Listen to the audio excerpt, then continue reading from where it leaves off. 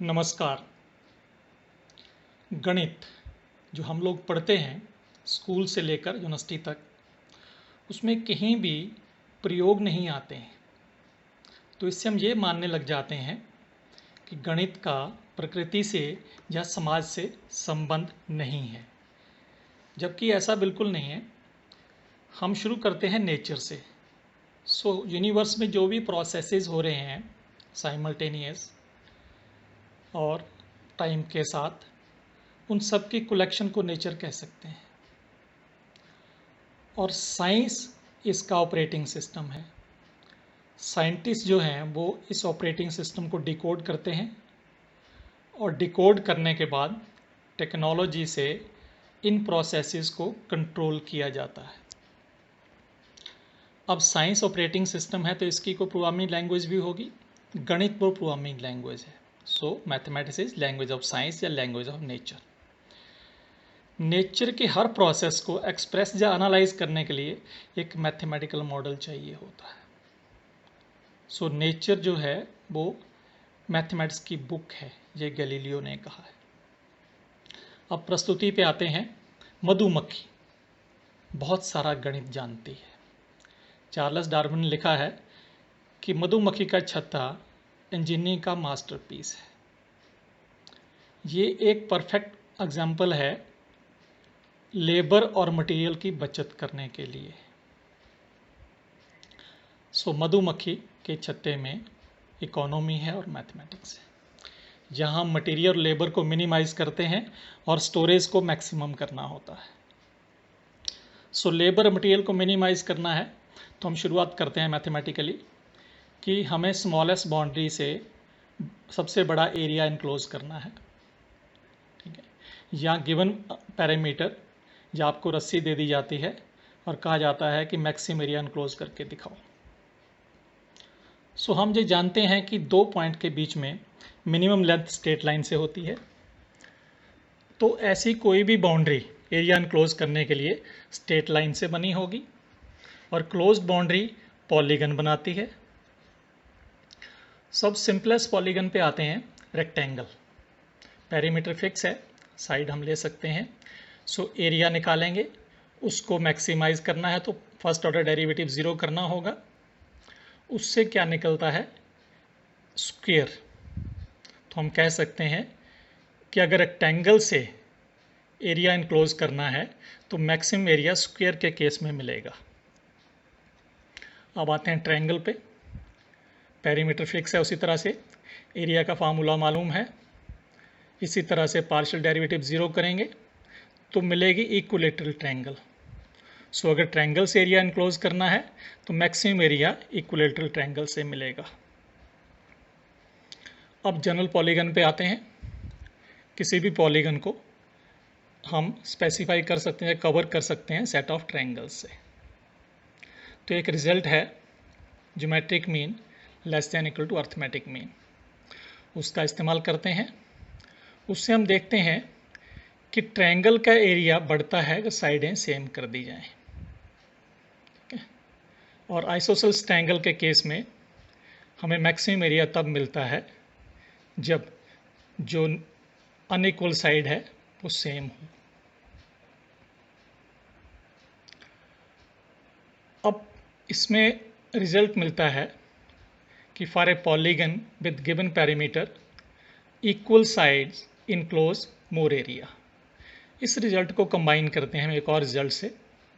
Among polygons with given side the cyclic polygon covers the maximum area. Cyclic polygon वो होती है जिसके vertices एक सर्कल पे लाई करते हैं। तो इससे कंक्लूड करते हैं कि fixed parameter polygon maximum area तब कवर करेगी जब वो रेगुलर होगी। अब लेते हैं रेगुलर पॉलीगन n साइड की। p पैरामीटर है, साइड p बाई n हो जाएगा। ट्रायंगल में हम एंगल निकाल सकते हैं बीच का, क्योंकि पॉलीगन ट्रायंगल से बन जाती है, बाकी एंगल निकल जाते हैं। आइसोसेलेस ट्रायंगल का एरिया निकाल सकते हैं, सभी को कंबाइन करेंगे पॉलीगन का एरिया आ जाएगा। ये फार्मूला मिलता है area of n sided polygon. अब हमारे पास रेगुलर पॉलीगन है, n साइड है, पेरीमीटर पी फिक्स है। इस फार्मूले में देखते हैं हम कि एरिया बढ़ता है n के साथ। n 3 पे निकाला है, 4 पे उससे ज़्यादा है, 6 पे उससे ज़्यादा है। मैक्सिमम एरिया मिलता है जब n इन्फिनिटी होता है, तब पॉलीगन सर्कल बन जाती है, उस केस में मैक्सिमम एरिया होता है। सो हम देख रहे हैं कि ट्रायंगल टू सर्कल जैसे हम साइडें बढ़ाते जाते हैं रेगुलर पॉलीगन की, एरिया बढ़ता है।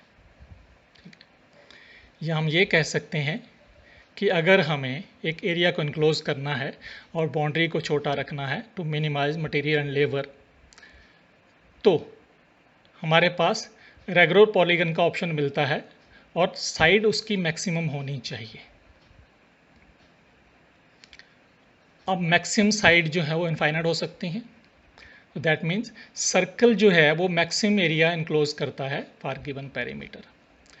इसी के एक्सटेंशन है for given surface area cylindrical या स्फेरिकल शेप जो है वो मैक्सिमम वॉल्यूम इनक्लोज करती है। इसकी एप्लीकेशन हम देखते हैं घरों के ऊपर। वाटर स्टोरेज टैंक जो हैं वो आपको सर्कुलर सिलेंडर शेप के मिलेंगे। किचन में बर्तन, जार, कंटेनर्स। बाहर देखते हैं हम पोल, पाइप्स, बॉटल्स और कैन। इवन नेचर में पेड़ों के तने और उनकी शाखाएं, जहाँ लिविंग बीइंग जो है एनिमल्स हैं उनके लिम्स, ये सब आपको सर्कुलर सिलेंडर शेप में मिलते हैं। अब मधुमक्खी के छत्ते के केस में सिर्फ एक पॉलीगन से काम नहीं चलेगा, वहाँ टाइलिंग करनी होगी। और टाइलिंग करेंगे तो मैक्सिमम स्टोरेज तब होगी जब उसमें वेकेंट स्पेस कोई नहीं होगा। लेकिन हम देखते हैं कि circular boundary maximum area enclose तो करती है, लेकिन जब टाइलिंग करेंगे तो बीच में वेकेंट स्पेस रहता है। सो अगर हमें टाइलिंग करनी है पॉकेट्स की, तो सर्कुलर पॉकेट तो नहीं चलेंगी। सो पॉकेट किस तरह की होनी चाहिए, तो हम देखते हैं कि स्क्वायर हो सकती है, हेक्सागोनल, कुछ और भी हो सकती हैं। सो बीच में वेकेंट स्पेस ना रहे उसके लिए हर साइड जो है वो 2 पॉकेट में शेयर होनी चाहिए और कॉर्नर भी शेयर होना चाहिए। कॉर्नर कितनी पॉकेट में शेयर होगा वो हम मान लेते हैं K पॉकेट में शेयर होता है। अब इसको ढूंढना है हमें। सो हम जब टाइलिंग करेंगे, पॉलीगन जो है वो ट्रायंगल से बना होगा, तो वहाँ हम देखते हैं कि एक पॉलीगन के कॉर्नर पे 2 फाई एंगल बनता है और K पॉकेट एक पॉइंट के राउंड एंगल है उसको शेयर करेंगी। That means 2 pi angle K pocket में शेयर होगा। सो इससे रिलेशन निकलता है 2 pi is equal to K into 2 phi. तो यहाँ से हम निकालते हैं K is equal to 2n divided by n minus 2 और K एंड n 2 से बड़े इंटीजर होने चाहिए।